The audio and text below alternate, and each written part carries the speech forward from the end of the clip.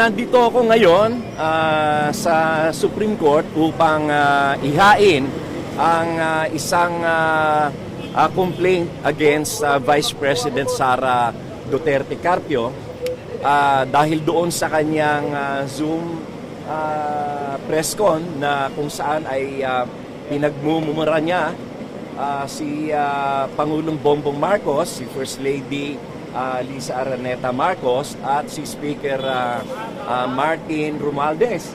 At doon din ay kanyang sinabi na meron siyang kinausap na inutusan niya na patayin si Pangulong Bongbong Marcos, si Lisa Araneta Marcos at si Martin Romualdez kapag may nangyari sa kanya. Ang ibig sabihin, meron na siyang nabuong plano na ipapatay si Presidente Bongbong Marcos. Ngayon, yan ay dahil siya ay member din ng korte, siya ay isang abogada, ay gusto kong subukan ang pagiging fair at ang pagiging makatarungan ng Supreme Court sapagkat ako na kung saan ay wala naman talagang dahilan para i-disbar, ay dinisbar ako ng Supreme Court.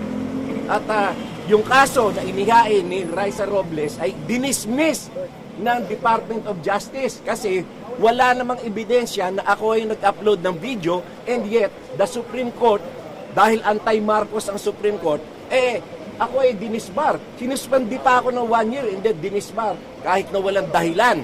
Ngayon, eto, si BP Inday Sara, nanuntok siya sinuntok niya yung sheriff na nag-i-implement lamang ng order of the court who is, he was performing his duty as a sheriff, pero sinuntok niya, and yet the Supreme Court did not bother to suspend her. At ngayon, papatayin niya yung presidente. Tingnan ko ngayon ang tigas ng Supreme Court. Tingnan ko kung talagang totoo ang kanilang adhikain na mag-administer ng justice o gusto nilang ipatupad ang batas dahil hindi fair ang lahat ng ginagawa ng Supreme Court. Si Laila de Lima, nag-defy ng order ng Supreme Court ng TRO, and yet hindi man lang siya kinanti. Si Chel Jokno na nag-submit ng mga peke, mga forged documents at Supreme Court, hindi siya sinuspinde.